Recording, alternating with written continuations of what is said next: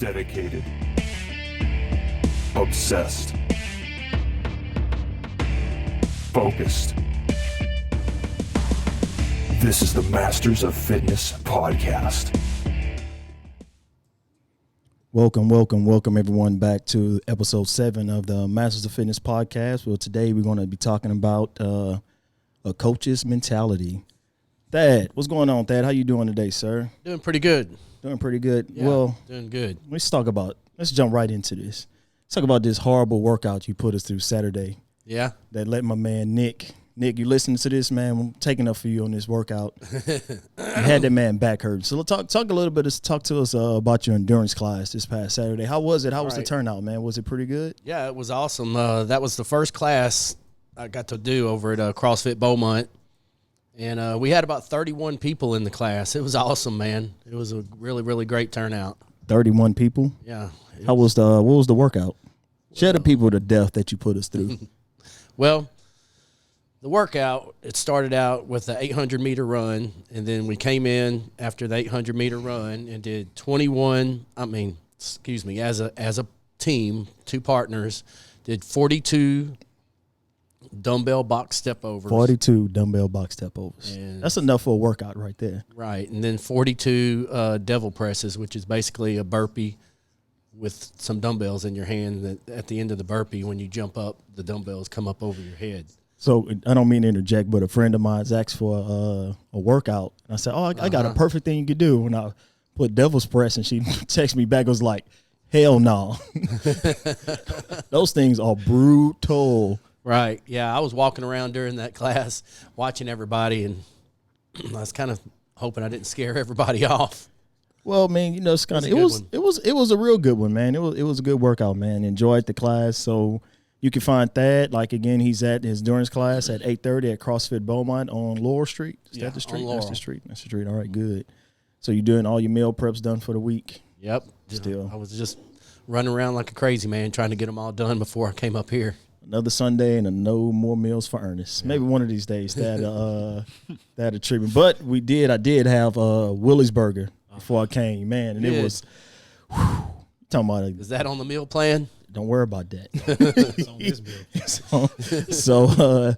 So today we're going to be talking about coach's mentality, kind of get the aspect of what it is to be a coach, and also what is it like becoming an athlete, translating that to becoming a coach and understanding the skills and how to build a better athlete and make that better athlete successful. And if you've been following us, you know today's guest is Mr. Christopher Jordan. So I want to give this guy a round of applause and welcome him to the show. All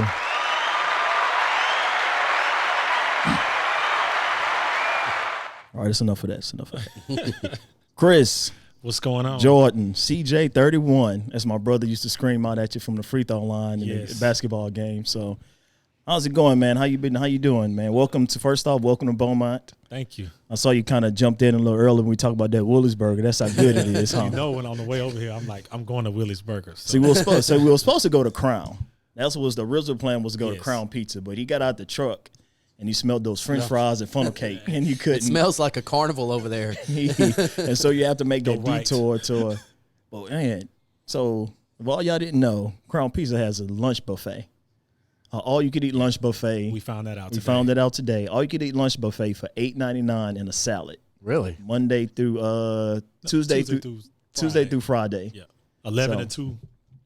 11 to 2. So everybody go check that out. CJ. Yes, sir. So for all the people who don't know you out there in Facebook world, kind of tell the people about yourself, what you what you got going on, what you do, how you get into coaching.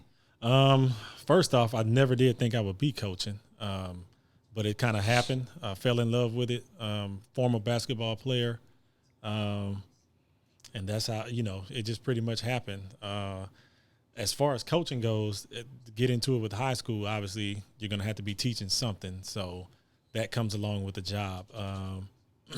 Other than that, it was just kind of something that I, kind of fell into. And I talked to my old college coach, and he told me, figured one day you would probably end up coaching at some point because of, the type of player I was to begin with. So that's how I ended up coaching, and literally made the transition from being a player into a coach pretty quick, and becoming a head coach pretty quick too. So how long were you actually assistant coaching before you jumped in to be a head coach? I was an assistant coach for 2 years. 2 years, okay. For 2 years. And then I ended up being the head coach. Our original head coach took the assistant principal job, and I kind of knew then that I was probably going to end up being a head coach because he wasn't going to be able to do both. So, man, so that's pretty cool, man. That's pretty cool, man. You so backtracking a little bit back to those let's talk about your college days, man. College days. Talk to about those college athlete days. Being a young buck out there on Sam Houston campus. Yeah. How was that? Talk to us about being. How's it like playing D1 college basketball? The whole transition to doing that from high school. Starting off, just before you even play D1 basketball, obviously in high school you play basketball, you play sports, you have fun with your teammates, friends, all that good stuff, and it's more of it's a fun thing. You're doing it out of fun. You're always going to have fun doing it. When you get to college and it becomes almost like a job, you find out if you love it. And I say that because practice time, working out time, all that stuff, it becomes extended and it starts to be a part of your everyday routine. And I remember we was talking to some D1 coaches about my daughter. We was at a camp, and that's one thing they said. They said, if it's not in your heart when you get to college, you'll find out real quick how bad it is, real quick. And for me, I always told myself, if I can make it through the first semester, I knew I was going to be okay. Now, I'm not going to sit up here and lie and say, and I told this to my kid that went to Texas Tech last year. I said, at some point, you're going to hit the wall, and you're going to be like, man, do I really want to do this, or can I just stop and just be a regular student? And you're going to ask yourself that, and you're going to have to make a decision.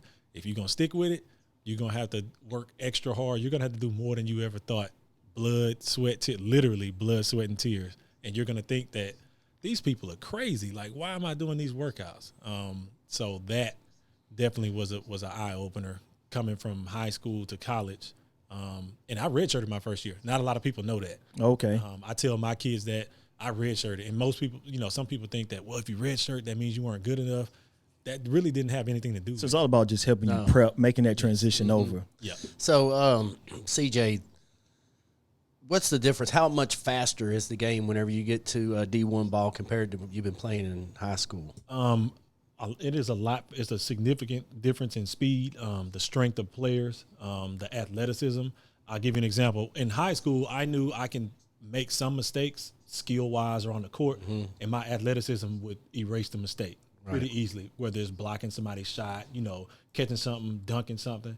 And my high school coach would always say, you can't dunk everything. You can't dunk everything. One of my teammates. Why not? And that's what we were always like, but coach, he's the first thing he's thinking is, you can't, there's no way you're going to be able to dunk everything. So he wanted us to develop more skill. Your athleticism is not going to get you out of trouble. Right. Me transitioning from high school to college, going into college, I was 6'3", 165. I was bulked. You up, was paper. I think you need to go to Thad's endurance class to get some strength. Let's say I was ripped up. So one thing, coach, we already knew we were going to implement a plan for me, and it was going to involve weight room for sure. And weight training, we did do it in high school, but it wasn't to the extreme that we did it in college. Nowhere near. And first thing starting off, power cleans. I had never done a power clean before. Never. Look, you saw how that perked up when you said power clean. That boy, he set up good. Our strength and conditioning coach, I find that interesting. Yes, said he wanted to focus on Olympic type lifts, stuff with explosion. Right. You got to be explosive in small spaces as far as a basketball player goes. So power clean, overhead snatch. That was never done it before. Right. And having to adjust to that. Working out, every day out the week, getting up, conditioning 5 in the morning, 5:30 in the morning. It was a huge difference as opposed to in high school where it's kind of like, you're doing stuff. But it wasn't every day. Literally, your 8 hours out of your day is going to be dedicated to your sport. When you stepped out on the court for the very first game, were those guys running around faster than you thought they were going to be? Yeah. I'm be honest, yeah. You run across a 7-foot guy. In high school, I probably saw one 7-foot person. One. That we actually played. But in college, first game, 6'11", 7-foot guy. And it's like, whoa, Yeah. It's just, it's a learning process, figuring out how to play the game smarter and not harder.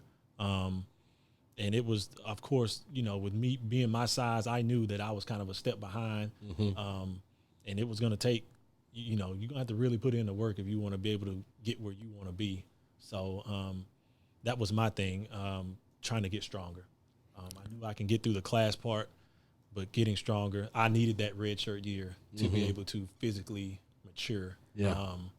And that's what, I can see that. And like you said, always is that negative connotation in regards to getting a red shirt. Yeah. Thinking, oh, well, you redshirting because you're not ready to play. But you see a lot of freshmen come in and are very immature and end up leaving the program because they're not mentally not there. Yeah. So what you said, you come back, what point did you hit where you was like, okay, well, you had to make, what point did you get where you say, what pushed you over the hump to say, okay, this is what I want to do. I want to continue playing basketball at this level and not just be a student? Well, when I got there, of course, I found out athletic scholarship is not a 4-year thing. It's a 1-year renewal. And that's what people don't know. It's like, it's not a guarantee 4 years. Yeah. When I was in the weight room doing stuff, of course, I got stronger. Within the first month, I got stronger. Well, the head coach comes up to you and said, hey, heard you've been doing this in the weight room. That's good. Where's your bench press at? And you like, and he's telling you your numbers, and you're like, well, how do you know? They keeping up with all that stuff. Yeah. And that started kind of like, okay, you can't BS your way through workouts. If you're going to be in workouts every day, they're going to look at your numbers and say, if your numbers aren't here, then you're not doing something right. Right. You're not working hard enough. You're not working hard enough. You might think you are, but you're not, because that's what progressing your numbers towards something that's. There you go. We need to see numbers going up. And I was the only freshman there. Really? I Only was by freshman? myself. So me being the only freshman, and we had a lot of JUCO guys in that year. Oh, so a lot of JUCO guys got scholarships. You was the only freshman that got one? I was Oh, the only okay. freshman that was on the team that year. So I'm like, okay, the other guy that was supposed to come, he ended up not coming. He ended up going the JUCO route. So I'm like, oh, so who's my roommate supposed to be? What's going on? So I had to stay with an older person. And a part of me is like, man, I'm the kid on the team. All these guys been in JUCO, and they know, they've been through that gauntlet, especially the JUCO route. Yeah, they're ready. And you didn't rough and tumble, didn't been through it. Yeah. I didn't see last chance you. Yeah. Oh yeah. So me coming in, I can't come in at a low level and thinking I can just kind of just walk around and do what I want, because those guys are gonna be right there like, nah, what are you doing? You can't do this. You can't do that. And they gonna. It wasn't a group of guys that you wanted to get out of line with and be like, man, you don't want to get on their bad side. They'll, not saying that they'll physically kill you or harm, but man, no, they're not gonna let that happen. So would you say that's kind of like just mental toughness, especially being the only freshman, red shirt and small, skinny kid coming in, all stacked up against you. So that's small school. At that time, I came from the smallest school on the team. Okay. At that time. My graduating class was 53. Wow. So most of those guys came from 4A, 5A schools, and it's like, man, where you from? And I'm like, Hitchcock. And people first thing look at me, Hitchcock. Where's Hitchcock? Yeah, Galveston. Galveston, just say Galveston. Galveston. Because I'm not gonna say Houston. I'm not saying Houston. Every time somebody be like, that's near Houston. No, it's not. It's near Galveston. So, coming from a small school, knowing that you got to come in with a chip on your shoulder.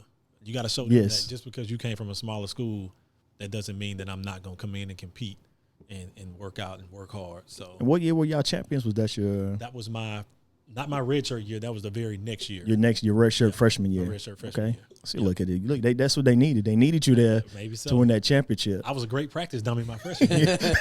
Scout team was awesome. Hey, but that's what kids don't understand. You go to these schools, these D1 schools, and you play your part until it's your time to shine. You can't go there asking for a handout because, like you said, you get there, you was probably the big fish at Hitchcock. You was the man. Coming from a small school and getting to Sam Houston, you got guys like, I'm from 5A school. I'm from such and such Houston. I'm from Arkansas, Louisiana. Yeah. And it's like, okay, nobody care about Hitchcock. What is Hitchcock? What is that? You come from a small school. What are you doing here? Like, what's going on? So knowing that and knowing kind of what it takes being that coach who actually went through the gambit of like redshirt freshman year, been owning freshman year. How do you translate that to your guys that you coach now? Ooh. And are they receptive to it? Yeah. That's a tough one, especially with the kids that I have now and just the kids in general these days. I think with the Instagram videos and the highlight videos that you see all the time, they see the end product of what a guy's been doing. And they don't get a chance to see the destination and not the journey. There you go. They don't get a chance to see that, man, that guy was working in the gym hard. That guy he wasn't the best guy at first, but he became the best person through working hard and not, taking anything for granted. Trying to get them to understand that you can come from a small school and still, you can still go somewhere and play and be good at it, but it might be a little bit harder than maybe the guy that came from this school. And it always, I use the example, somebody told me it was like the 5-star versus the 3-star example. Well, a 5-star guy that gets recruited, maybe he goes to that school and because he's always had everything handed out to him. Yeah. He tends to be a little relaxed, real comfortable. Yeah. The 3-star guy comes in and he's like, and I had to fight just to get here because everybody said I was a 3-star athlete. That I wasn't going to make it. So now he can come in and actually pass up the 5-star because everything that 3-star has always wanted has always been, I got to take this instead of here, you can have this. So how do you get away from that? Like with the instant, because like you said, we live in a society where it's instant gratification. Yeah. Like we want it right now. People not out there grinding, working. And so is it, I guess you said they're not as receptive, but does it get you frustrated or you just like? Yeah, it definitely does get frustrating at times, especially with the young group. The group I had this year was very young, and I knew that. Maturity-wise, they just were very young. And my senior starter that I did have, or starters, were smaller guards. So it was a little bit, a little bit harder for them to get across to the younger guys. And you just have to be consistent. I have to always consistently show them stuff and literally break it down from ground zero and build them up and show them this is how you get this done. Even if it's in film session, that's when I try to do it the most and not try to embarrass them, but I light into them the most at film session because during film, the film don't lie. The eye in the sky, the eye in the sky doesn't lie. And it's funny that you say because that's what even in the world of CrossFit or just fitness, like me and Thad had talked and here record me running or squatting, like. And you thought you went below parallel, but the film don't lie. It's there. It's cut and dry. You pick up, you see those bad habits, and you see those tendencies that you may show that you're not working on in practice. Yes, and that's the thing I have to try to carry over to them. Once we see it in film and we break it down, now let's take that breakdown into practice and figure out how to better that breakdown, how to get away from doing the same thing over and over again. And some of it comes from them when they see the highlights. Yeah. Oh, I want to try this. Oh, I can do that. And I'm like, no, just stay within yourself. If that's not a strength that you have, if you're not a above the rim player, that's okay. You can be a below the rim player because you can do other skills or strengthening other skill sets that don't require you to play above the rim. And trying to get them to understand that it gets across to them, but sometimes they have to learn trial by fire. Yeah, learn the hard way. When they mess up, go sit down on the bench. Don't. And I tell the assistant coach, you go tell him why, because he don't want me to tell him right now. So give us an example of a CJ lighting into somebody at the film room. Because I've been knowing you for a long time. You're pretty a low key, mellow guy. I can't see you getting fired in too. Man, we're in man-to-man defense. Guy goes and scores. I don't get on the guy that was guarding him. I get on the guy that wasn't guarding him because you're supposed to be help side. I ask you, where you supposed to be at on here? I was there. That wasn't the biggest pet peeve. That ain't my man. Ooh. I understand we're playing man-to-man defense, but you're not guarding the man. You're guarding the ball. Trying to get them to understand that. And I asked them, on defense, do you guard the man or the ball? And usually incoming freshmen or young guys that don't know how to play man-to-man truly, they say, oh, I'm guarding the man. It's like, so if your man's in the corner and the ball's under the rim, you just gonna leave the ball under the rim? You gonna stand in the corner with him? So they always would, they argue me up and down. I wasn't right there. I swear I was here. So I have to literally put the film in slow motion. You more the analytical guy. Let's. I don't need to cuss you out. I don't need to do it. Let's break it down and show you where you need to be. Yes. And now tell me if I'm crazy. Is this you? Are you that number right there? Yes, sir. So, that's why I tell him, well, what the hell are you talking about? Why are you telling me that you're not here? And they'll try to. Sometimes I've had guys go back and forth, and I don't mind that. explain to me. I want to hear your explanation. Yeah, that's fair. Because that's fair. You might have a valid A explanation. valid reason, yeah. But most of the time, no, sir. No. Just don't do it. Don't do it. Yeah. We're trying to break bad habits. And younger guys have to see that on film, and you have to get on them in a practice setting. I've tried not to get on them in a game setting so much because younger guys, they will mentally just kind of just shut down or yes. Yeah. So kids these days they're a little different. Oh yeah. They can develop attitudes pretty bad. Mm-hmm. So when you start getting on them and stuff like that, do you got some of them that want to kind of cop a little attitude or? Yes, I dealt with them. The guys that say I call them, it ain't my fault, or that wasn't me, or just always have to get the last word in. Right. And I tell them that when I'm talking to you, when you hearing me, you're hearing me. You're listening to respond instead of listening to understand. Mm-hmm. why I'm doing this. Yeah. There's always a why behind what we're doing. I tell my parents it's always a method to the madness because the parents, man, my son just said that you just ran him this, blah, blah, blah. And I'll tell them I'm never going to do anything just out of spite, just because I'm like, oh, we need to do this just because. There's going to be a reason behind that. And I want them to try to understand, when you're trying to get the last word in with me, if you talking to me like that, I can imagine what you're doing in the classroom. Exactly. And if you're doing that in the classroom, how do you probably talk to your parents? Mm-hmm. And see, and it's interesting that you say that. It's like you say those parents instead of looking at the kids, they want to go blame the coach, but not. So what is your kid doing to make themselves better? And it's a tough world, especially. I don't envy high school coaches. It could be a tough line to cross because when those kids are with you, they're your kids. Yeah. In the past, parents, sometimes it was just hard to get the parents to understand. And I'm like, wow. Right. When you get the parents over on your side, everything is everything is a smooth sail. But then you have some that are, well, why did the teacher do this, or why did the coach do this to you? What did he do to such and such? I can't. I'm not at liberty to talk about this other. Yeah. Why don't we focus on what your child did? Right. I'll give you a story. So senior night, and normally on senior night, you start your seniors, you recognize them. Well, I had one senior that missed practice the day before, so I'm already kind of feeling some type of way. This is a district game. It's a district game. Important game. He know what's going on. Game. And if we win this game, we secure the second. We end up tied for first place, but the second seed. Yeah. If we lose it, that could bump us down to the third seed, and you probably don't want to see the team you're going to have to play in the playoffs in the first round. So he didn't come to practice. Okay. The next day, I run the guys that don't come to practice. He wasn't there at that time, so he didn't get ran.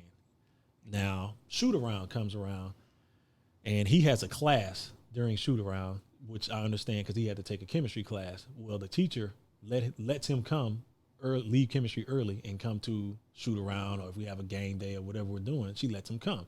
So she emails me and says, hey, I released player X. I'm not going to say his name. And he should be coming to you in the next 5 minutes. I never saw him. So I'm like, okay, that's weird.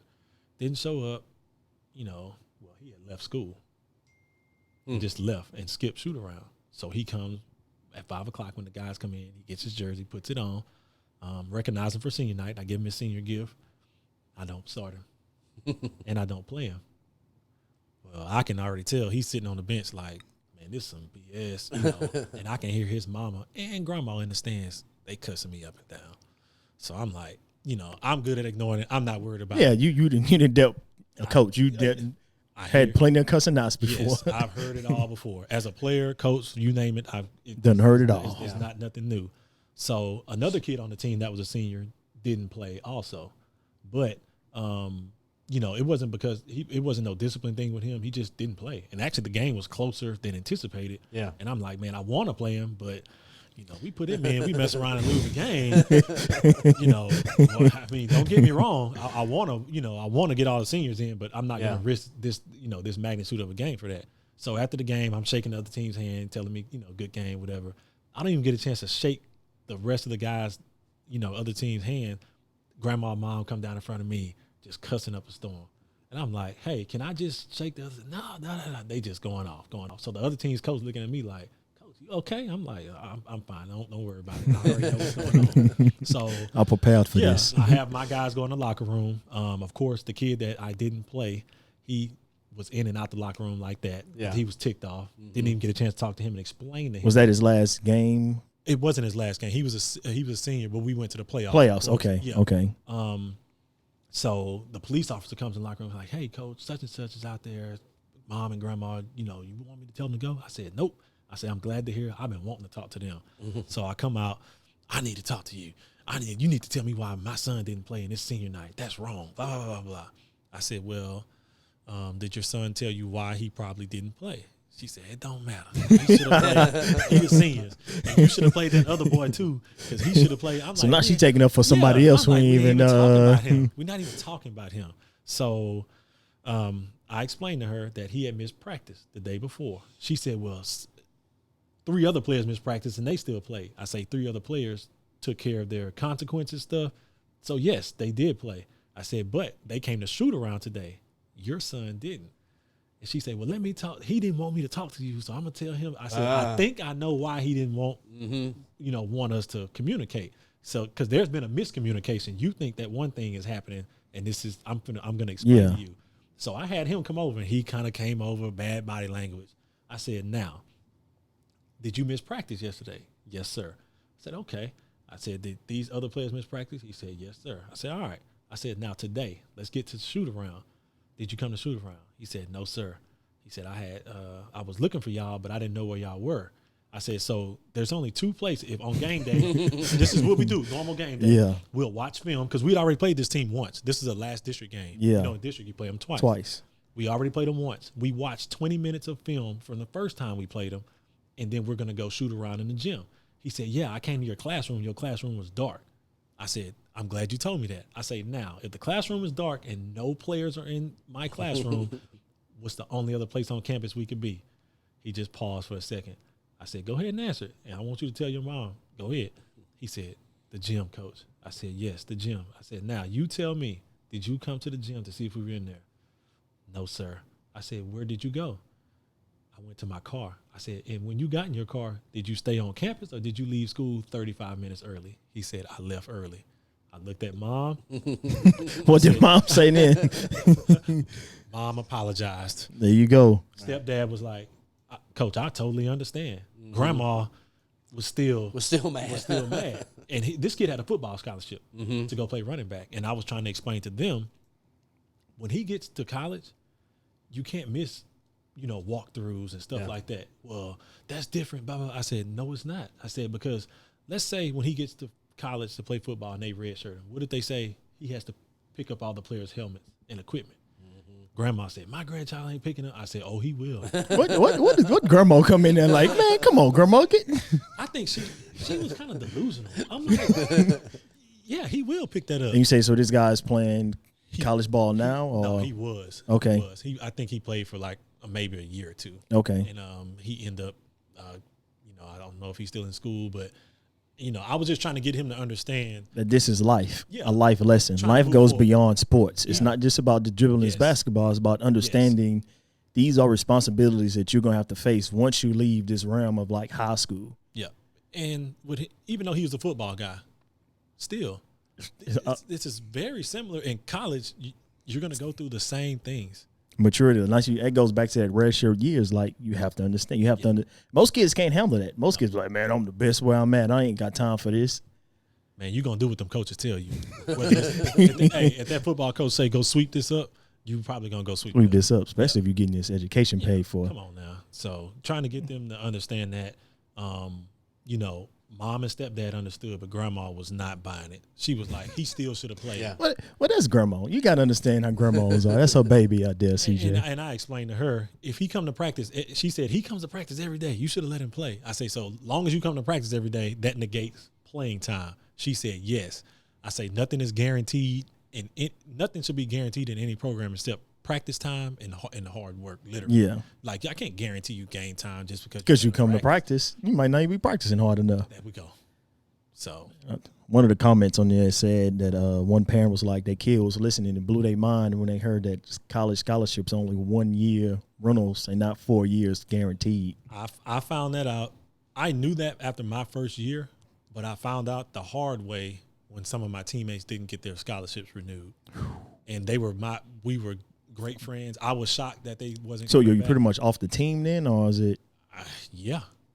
The coaches, and this is how it goes. So after my freshman year, we have our team. You have a team. You have your individual meetings. That's what he calls them. And you schedule a time. And it's almost like going in for an evaluation or summative for a regular job. If you're going to get a raise, they'll probably bring you in or something like that.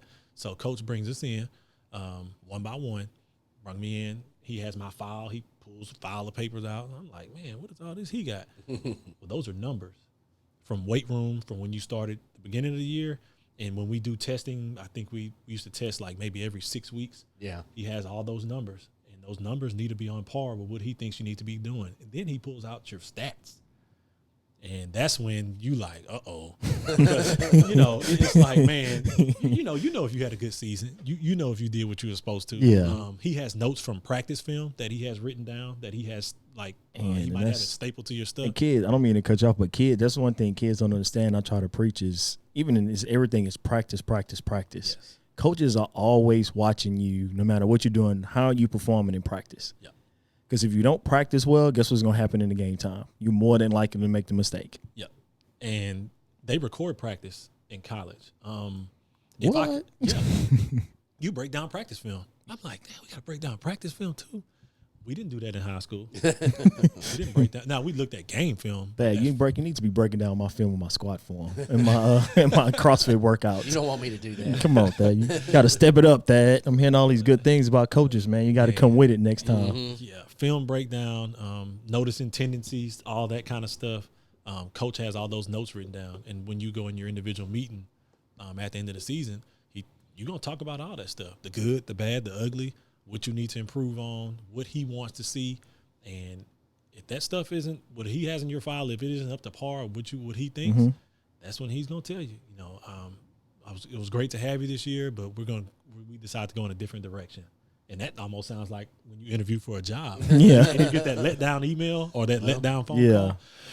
Hey, Mr. Jordan, you interviewed good with us, but we're going to go ahead and go in another direction. It's like, oh, man. So how do you as a coach handle that when you have guys? So like you have your seniors coming in, you have these, you have this young hotshot freshman that's coming in that's real good, or guys that's trying out that just not, that not cutting it. How do you know when a player's just not going to get you where you need them to be as a coach? And what do you do with that player? You know what? Sometimes it'll be just leading up to that point. If I haven't seen this person in the gym a lot, if this person hasn't been seeking me out to come to workouts, because during the athletic period, obviously we have my guys in the athletic period, but after school, you're more than welcome to come in. You can work out with So it's the extra work that you put in. It's the extra work you put in. And some guys, like you said, those seniors, I always try to let them know that nothing is guaranteed. Heck, I tell them my job isn't even guaranteed. I can get fired for losing games. That's just a part of the coaching culture. So on the flip side of that, you can lose your job for not performing right. Yeah. It doesn't matter if it's a 9th grader, 10th grader, 11th grader, and you've been a 3-year starter. Maybe you just don't have what it, or you got lazy or got casual with things and was like, man, I'm good. I got mine. It's like, no, you don't. So they always say the rule of them is hard work beats talent. So can you take somebody who's not as talented at hard works and put that talent in them? Or where's that wall that person reached where it just caps out? Yeah, that's a tough one, because I think any coach would, obviously you want to win, you're going to have some talent. Yeah. You're going to have some. But at the same time, you have to figure out a way for those guys that are maybe have a lot of talent and are not maybe as motivated or, don't work as hard. That's the part of coaching that you have to figure out. How do you get them to that point? Yeah. Usually your less talented guys, you can kind of use them to push the talented guys. I try to do it that way to where obviously I know I'm going to have some guys that just not as good. But if I know he plays hard or does this, I might take something and say, hey, look how hard he hustled. Look how he dive on the floor. I need that out of you. And you might have to show him in film, literally, like, look at him. He cut him off. Now, he can't out-jump that guy, but he went in and boxed him out. And boxed him out. Did the basketball play. Yes. And then you went in and stood next to him and tried to out-jump him. I need you to do the box out. You literally have to show him that on film because they'll say, Coach, I did block him out. So you telling me that standing shoulder to shoulder with a 6'6" guy is blocking him? You don't have to out-jump him. You don't have to outrun him. Just be in position where I need you to be as a player. That's it.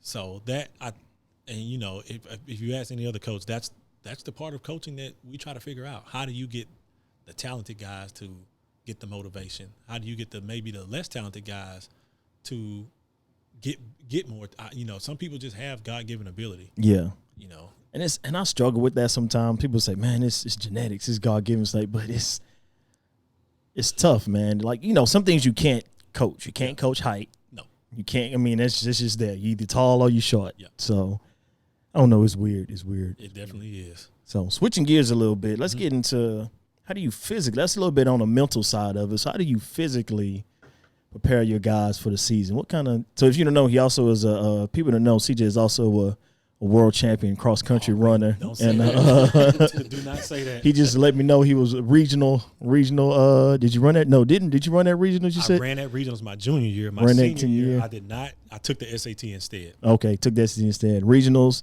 So you also the cross country coach at Yes. Hitchcock as well too. So talk to us about that a little bit. Running. Talk us about running. How does that translate? Do you kind of incorporate that stuff into your training with your basketball team, or you just kind of keep it separate like that? Or I usually incorporate it. You almost always have to because basketball is mostly you getting up and down the floor. You're doing a lot of running. It's not a consistent, steady pace run. It's in bursts. It's in different bursts. So I figure you might as well run cross country. That'll keep you in shape or should keep you in shape for basketball. Just trying to get them to get over that. And I know we're on the kind of the physical part, the mental hurdle of, all right, it's 3 miles. So what? Because the first thing they ask me is how far we got to run. I'm like, don't ask me that. Just you know, that's like a big pet peeve. How much we got to do, or what is this, or how much, how many? I'm like, don't worry about it. Just do it. Just do it. And you know, obviously, I want them to be, want them to do cross country. And this is my thing with them. If they're a basketball guy running cross country, don't finish last and don't quit. That's it. Or you can't walk. So now, if you happen to get in the top 10 or you get in the top 15 in medal, man, hey, good for you. More power to you. Congratulations. Yeah, but we're going to incorporate it. I feel like you almost always have to incorporate it. And I told my guys this year, when we go to a cross-country meet, you're going to see, a 5A team there, and you're going to see these maybe 6'5", 6'6" guys. I said, ask them, do they play basketball? Yeah. And they're going to say, yeah, I play. That's just part of what they do. I could see where running cross country would be pretty beneficial for a basketball player. Mm-hmm. Yeah, it just – they're out there for a pretty good while sometimes running up and down the – Yeah, and I tell them, if a starter if you start the game and you play every minute of the game and you're getting up and down the floor like if it's how we are going to play a game, you probably – if we were put probably something on you to see how much you ran, probably about between 3 and 5 miles. In a game? Yeah. So, like I tell them, only difference is now when we're doing it cross country, you don't have a basketball. Yeah. But, I think it's cross country is always a help. It kind of goes hand in hand. It's almost like football guys that run track. So we're talking about conditioning. And one thing that everybody knows is these days with the way electronics are, these kids will literally sit around from the time they get out of bed till it's time to go to bed and play on electronic devices, sit there, watch an iPad, play a game or whatever. And I see these kids doing it all over the place, and it drives me bananas because it's not that I'm mad at them for doing it. I get worried. I'm like, what are these? What is this? Get outside doing and get active. Kids, yes. Physically, So that's my question: is do you feel like, or have you seen where these guys come in to start the season or something like that, or just out of shape, preseason, out of shape from sitting around playing on these things all the time? Because it's an epidemic. Yeah, we do. It is. I agree with that. We do have a few guys that come in, and I'm like, man, I haven't seen you as much this summer as I thought I would. Where you been? Oh, I've been at home, but I've been playing basketball. Da, da, da. No, you haven't. No, you haven't. Because I tell them usually, I don't live that far from the school, so we're usually trying to get in there all the time. But the guys coming in out of shape, and I explain to them that's probably one of the worst things you can do as a basketball player. Football, you can kind of get away with it depending on what position you play, because you can, with the way their season is and their practices are, you can kind of work your way into that. And in football, there's a lot of you stop. You do a play and you stop. So basketball is like a constant up and down. You going up and down. Exactly. You getting, especially depending on what kind of philosophy you have as far as team philosophy goes, or what kind of game you. Your coach is playing. We're up tempo. So like I tell them, we got to be getting up and down. We're not the biggest guys in the world. So that's why you say that cross country and coming in shape, ready to go. We don't have 3 or 4 games for you to get ready. No, we don't have 6, 7, 6, 8, studs that jump out the gym, and that's not us. So we have to play to our, tell them we have to play to our strengths. We're going to be full court, man to man, probably going to press some, and you're going to get tired. That's part of it. But our cross country should develop us to where, in normal situations where when other teams get tired, we still have another gear that we can hit. Another gear to kick it into. And that's one thing I find when I run. Even when I run, it helps me better at CrossFit because, like me and Thad talked about the other day, it teaches you how it's not necessarily about running fast or getting better endurance, but it's more the mental side for me. Yeah. To where, it teaches you to keep going and don't stop. Because once your heart rate get up to like 140, 150, your mind's like, okay, I'm comfortable. I want to stop. But running teaches you keep going. Yeah. You got that extra gear in your mind. You limiting yourself. Yeah. So. Yeah. No, I totally agree. So trying to incorporate the cross country with them, I'm going to have more guys on the team this year with me having so many guys in off season. I'm interested to see them compete in cross country. I just want to see them compete. That's another thing. Cross country, just, some guys get out there and they run and somebody's running next to you, and you might not even, your times might not even be better than him, but just because he's running next to you, it's going to push you that little bit more. And that's what I want. I tell them that's all we want out of that. If you happen to get to regionals, so be it. Just don't finish last and don't quit. And don't let no lineman beat you. Don't do that. Don't let no lineman beat you. So tell me since you're conditioning stuff, what are some things that y'all do as far as conditioning, trying to just developing that and getting people to break through, or getting them to take that extra once they think I can't do it anymore, I can't go anymore, and y'all can just push them more. Well, as a coach, that can be hard sometimes. You're dealing with their personalities also. Yeah. Mm-hmm. So you got to learn who you can push. But a lot of them, I just go up to them. I'm like, come on, man, we got a lot of time. They want to turn around and look at the clock. But see, that goes along with what you're saying, CJ. It's like our mind wants to know when the end is. Yeah. So when we know what the end is, we know how much effort we need to put into it. So if I know it's a 10-minute workout and I got 8 minutes to go, it's like, okay, I could coast for these last 2 minutes because we almost done. Yeah. I usually tell them, look, don't even worry about the clock. I'll tell you when the workout's over with. You just keep going. It shouldn't make any difference, what part of the workout we're in. You should be going about the same speed the whole time. If that makes any sense.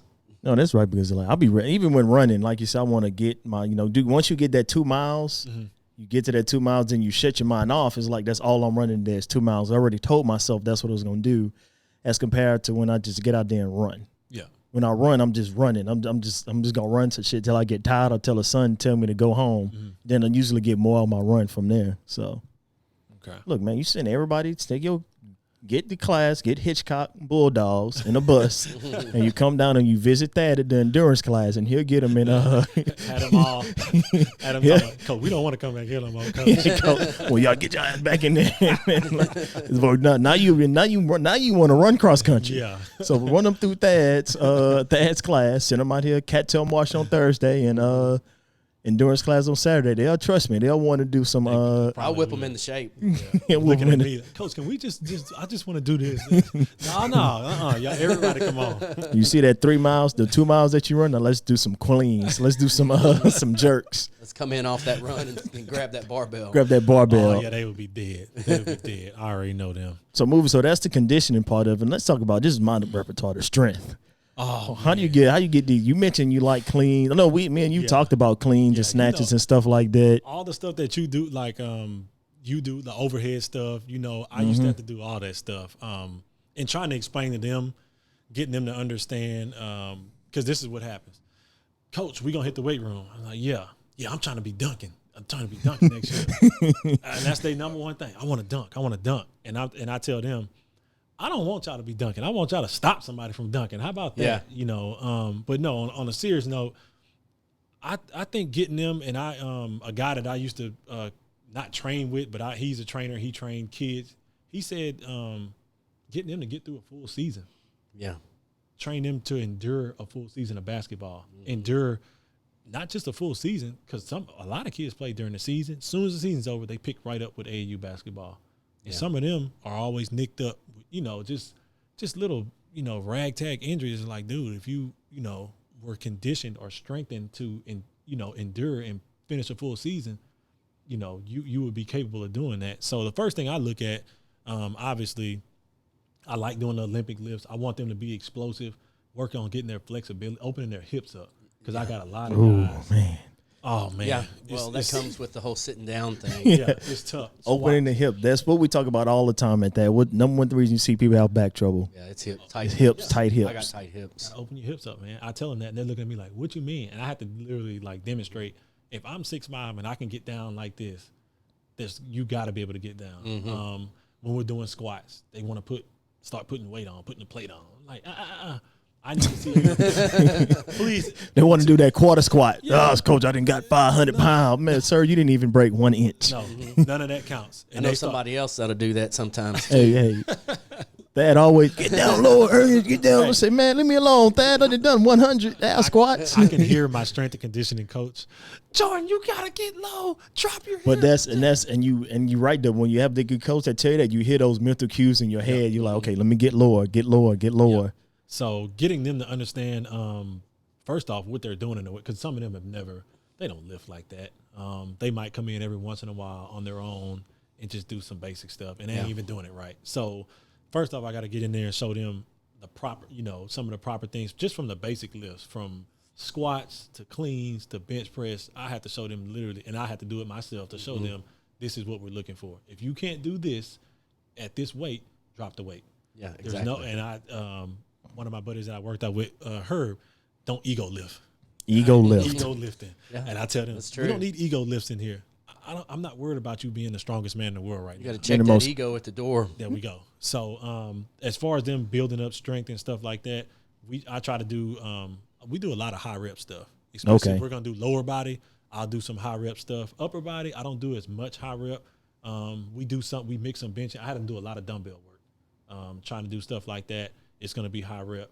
Yeah. And I'll try to do rounds, like a round of 3. We're going to do 5 rounds of this with lower body. And it'll be sometimes stuff with the bar. It'll be stuff with 20-pound dumbbells, lunges. We do it. Yeah, it's a bunch of stuff we do. I'd be killing them with some plyometrics. Yeah. So we want to do that on the football field, definitely. I like doing that in the sun. Coach, it's hot. Like, dude, it's 9:30 in the morning. Relax, yeah. I love going outside. I'm an outside person. To me, it's not really never hot outside. I don't mind going outside. Man, I guess you just learn, and it's all about psyching yourself out. If you learn to embrace it and deal with it, the heat won't even be an issue. Bleachers. I love making them run bleachers. Mm-hmm. They hate doing that. Stadium. And they do the whole stadium and go around, all that stuff. We do that. A lot of footwork stuff. So the stuff that I usually put them through as far as plyometric goes, it's going to be things similar to what somebody in the secondary would do with football, like a cornerback, cone drills, changing directions in short space, because in basketball, the court is only so big, and you have to be able to change gears in small spaces. So we do a lot of our plyometrics. We go outside. I love going outside doing that. They're starting to get more accustomed to upper body, because the big myth as far as upper body lifting With basketball, it's gonna make my shot be thrown off. And that's, I was just about to jump into that. I was thinking back in my head, it's like you don't hear guys equating to like upper body strength training when it comes to basketball, because the myth is you ain't gonna be able to shoot good enough. Not true. That's not true. When we were in college, we did work out on game days. It would be medium to light lifting. We did upper body stuff. Now to this day, I still do. Before I go play basketball or do anything, I do upper body. I do a full upper body workout and lift relatively heavy sometimes, and I'm just fine. But I think that's part of a mental thing. And like it's kind of one of those bro science things where somebody just said it and somebody took it and they ran with it. Yeah, no, you can do upper body and still play basketball. You can be strengthened. The only thing in high school, maybe not so much, but in college, I would notice that during the season, I would obviously have gains in strength, but as the season progresses, it's hard to keep it on because we're doing so much, so much conditioning. Right. Yeah, so much conditioning. I could see that in college. I usually hovered around about 185 most of the time. Okay. The heaviest I'd ever been in college was like 193, 195. And then once we got into the season, 4-hour practice and you're running and moving. And I was always a moving around type player. I'm never standing around. I'm always constantly. Ray Allen type, running around, getting this shot. I'm definitely getting up and down the floor. I would always. Now you're getting in the whole nutrition thing. Yeah. And I think now I wish in college we would have had. Now at Sam Houston, they might have somebody that does nutrition. Nutritionist, yeah. Then we didn't. So you're kind of on your own. Go to that Bear BKV. Yeah, BKV, Belvin. Belvin, get whatever's there. The only thing that I can say that I consistently ate, it was breakfast. And I still do that now. I got to eat fruit, oatmeal, something to get me started. So are you able to put your team on like the kind of a diet regimen? You make recommendations, or you wish you could? Hot chips, Takis. Yeah. Soda water, Mountain Dew. Man. I trying to keep them, I can tell them about it, but obviously it's impossible. Some of them, man, they eat, chili and cheese fries before the game while the freshmen playing. I'm like, dude, what are you doing, man? Eat a banana, some apples. Man, you don't need no chili cheese fries. It's not even going to move right. I know. Now, my cross-country guys from this past season, I would stop and get a big fruit tray, bananas. They would ask for all that stuff. So this year, I'm going to try to work, because the basketball guys, more of them are going to be doing it. I'm going to try to work them into kind of just eating. Try to eat a little bit better. Y'all can't, we can't get up in the morning and go eat breakfast burritos and then go run 2.5 miles. See, but that's one of those things where you don't appreciate it, and you don't appreciate that until you're in the game and you like dead tired. You wonder, why I don't have that next gear? Yeah. Because your body doesn't have good fuel to run off of. And used it all up. You use it all that French fry grease is gone. Quick burning. You need the slow, complex carbohydrates.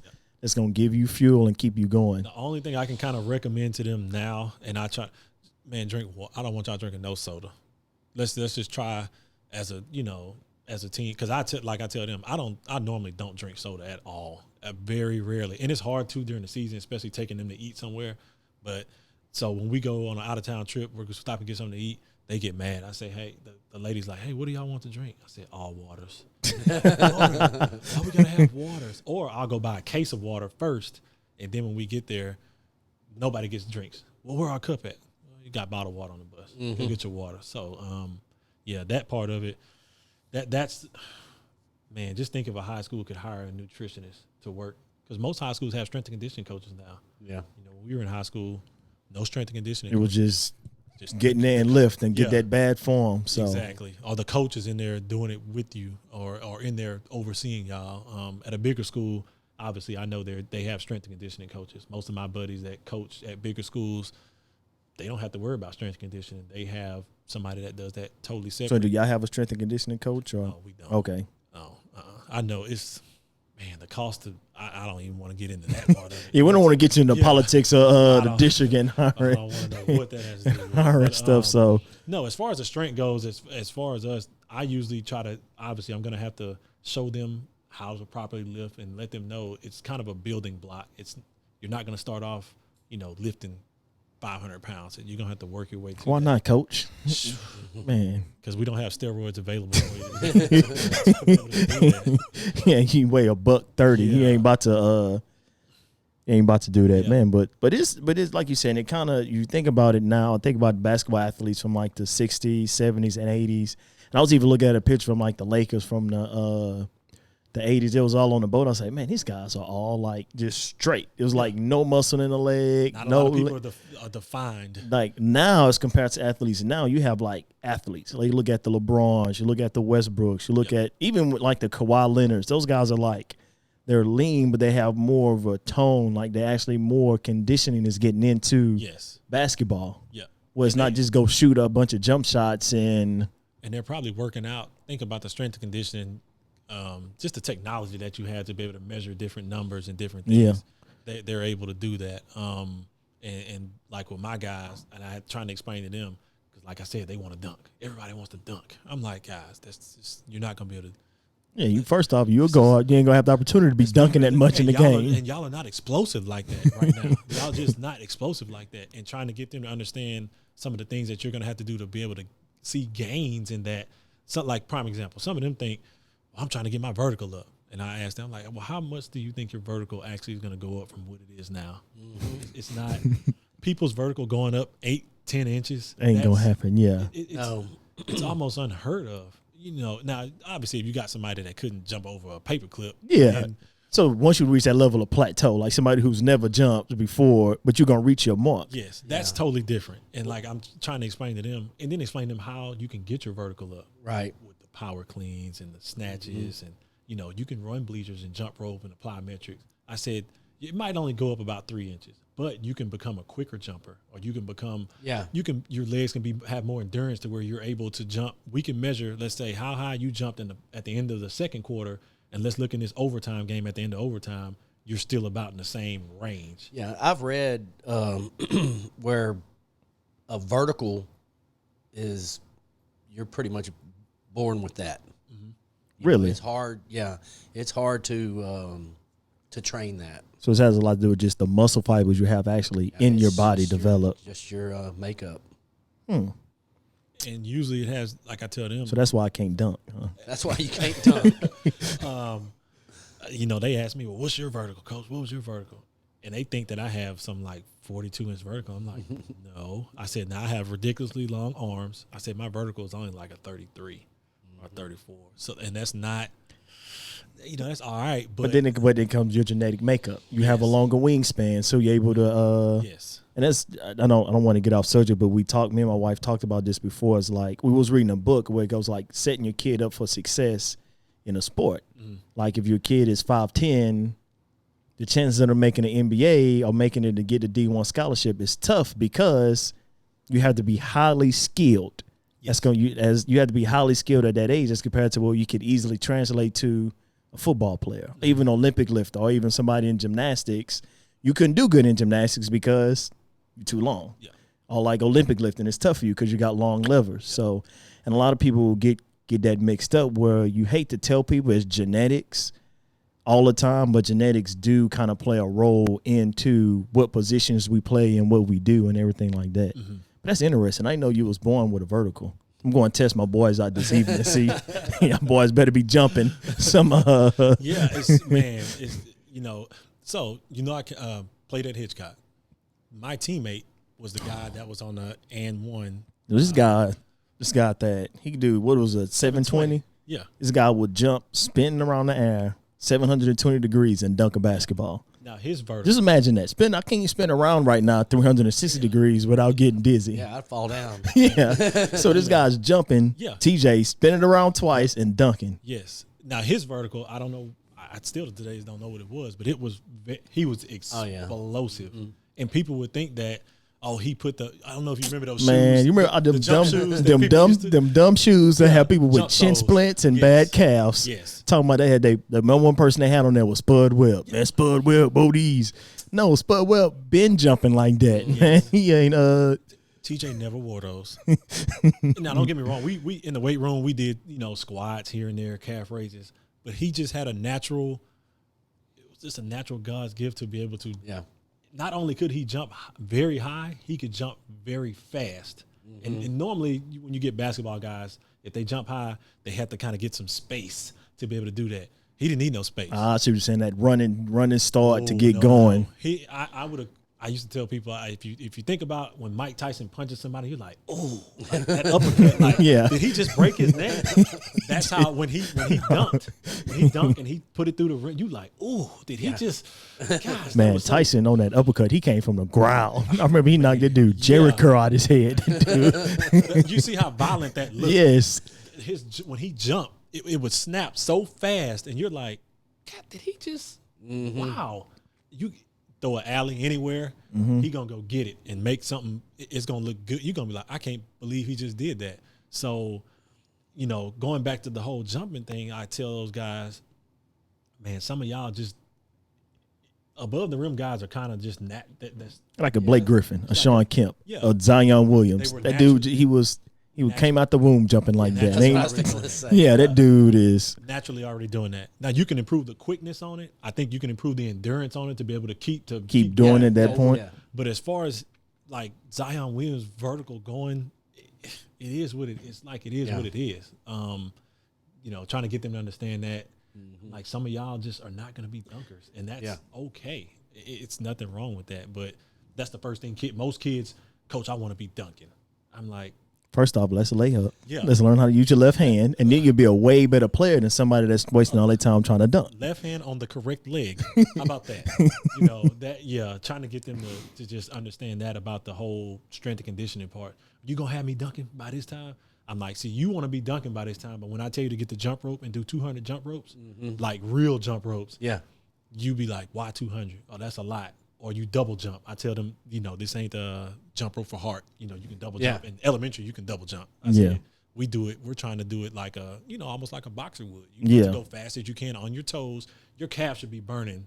When you say double jump, you mean like a double under or? No, it's just like when they from jump roping so slow, they just kind of like. Oh, okay, I see what you're saying. Okay, gotcha. And it's comfortable for them. That's comfortable. I told them, I said, now, I let them finish too. I let them do 200 just like that. And I say, now, give me 200 uncomfortable, fast as you can. And I have to demonstrate to them and show them this is what I mean. I said, just from me doing 75 straight, my calves are a little, it's a little on fire. That's how it's supposed to be. But you want to dunk, right? Well, I mean that, And see, and this might be a little controversial what I'm about to say, but I'm a firm believer in if your kid into sports and they playing sports, I think I'm a firm believer in being a parent that understands your child's talents and understand what they're going to like. If my son's not good at baseball, because I like baseball, I'm not going to force him to play baseball to be a baseball player. He's a runner. You could go run. You go play basketball. I think a lot of times parents don't take that objective look at their kids and say, let me set my kid up for success. They want to play basketball. They want to do this. But let me sit down and have a real, me and Naomi, we had a real talk with Javen. She wanted to be a sprinter, 100, 200 sprint. I say, Javen, I love you to death. You're my daughter. And my number one goal is to, for one, set you up for success and prevent you from embarrassing yourself. Let's go to the hurdles, the 300 hurdles. Let's something that you can use your skill because you're not giftedly fast. Yeah. And the discus because you're strong. I look at her. She's a powerful athlete. That's what she did. Quickness is not her thing, and she excelled at it. Made it to state last year in the 300 hurdles. She's excelling at the discus this year. But a lot of times we try to force our kids into okay, this kid, don't play basketball. I want you to be – I was a guard. You're going to be a guard. Yeah.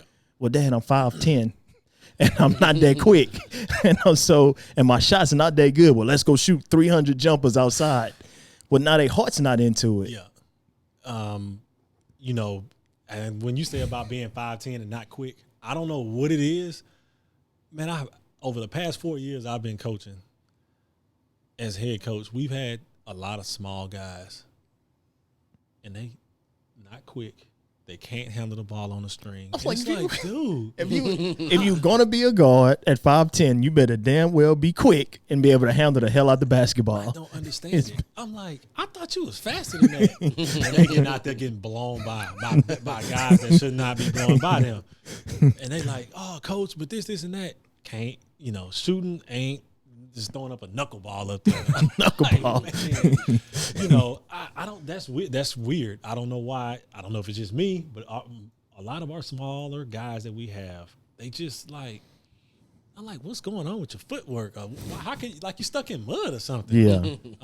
But no, that's understandable as far as what you just being. I'm not gonna say it's being realistic. Realistic, yeah. I mean, you want to.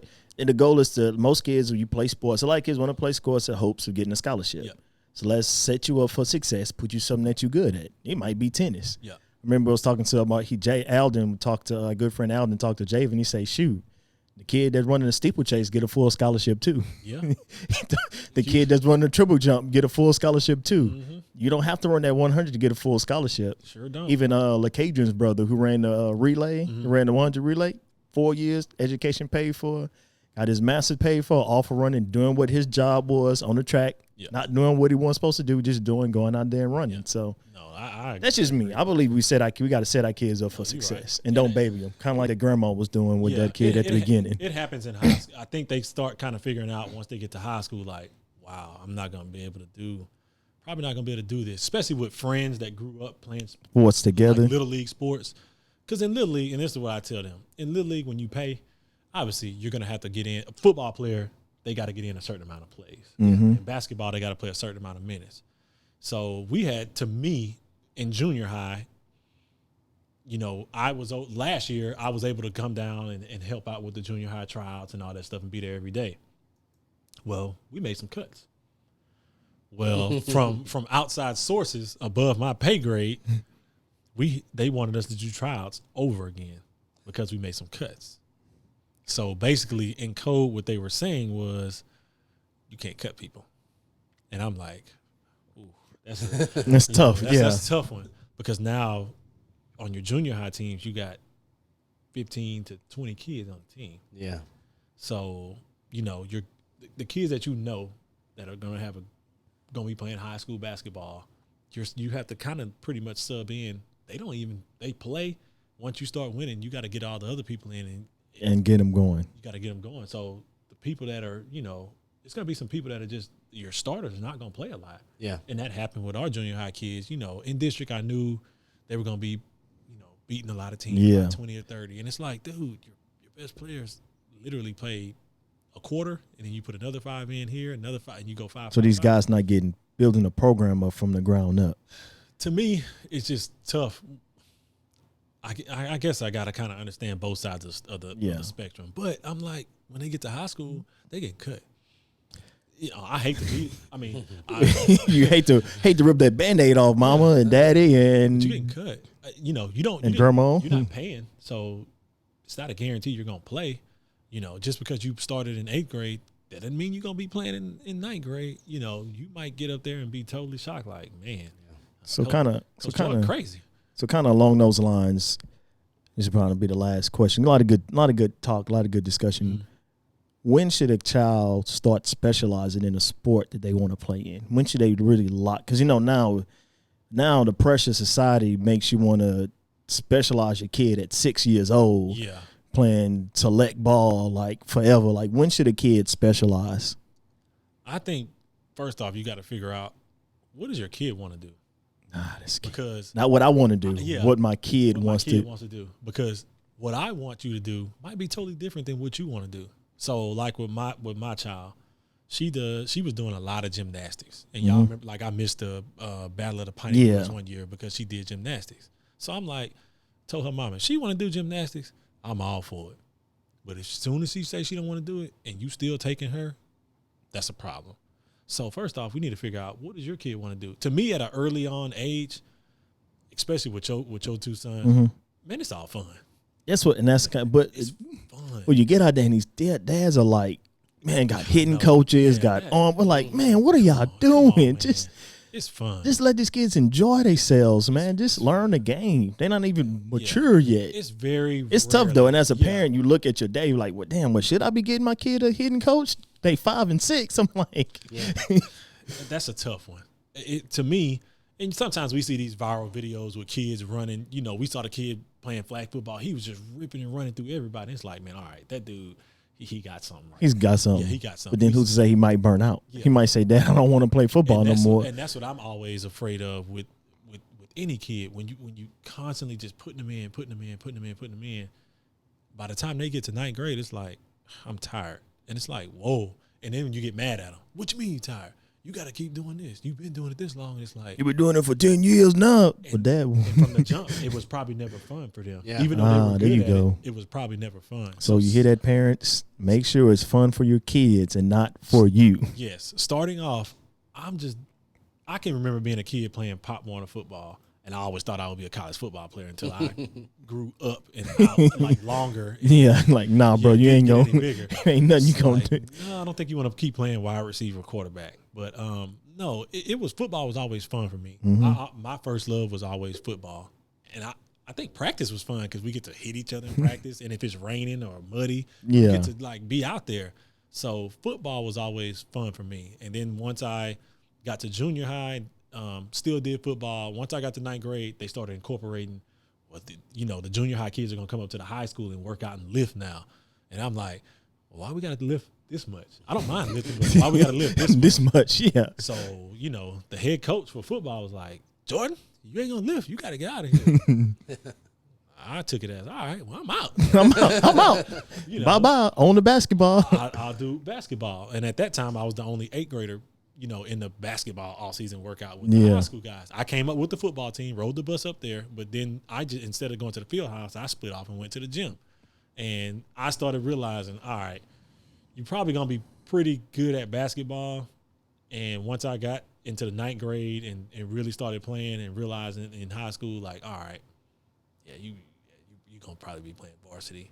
You got a shot at possibly playing college basketball. It's just depending on where you're going to be at. But I remember it always being fun. My mom never forced me to go do anything. Just get out there, have fun, and just enjoy it. Enjoy it and have fun. And now as you go along, you start to develop competitive, kind of a little competitive spirit. It's like, man, Yeah, because as a parent, you walk that fine line between pushing it and then having fun. So, So we got one really good question that I want to give you since we're running long on time, but I still want to get it. It sounds pretty good. So do any of your players look at you as a father figure, influential male in their life, and how do you balance those two roles as a coach and as that male influence in their lives? That's a good question. Thank you for the question, Shayna.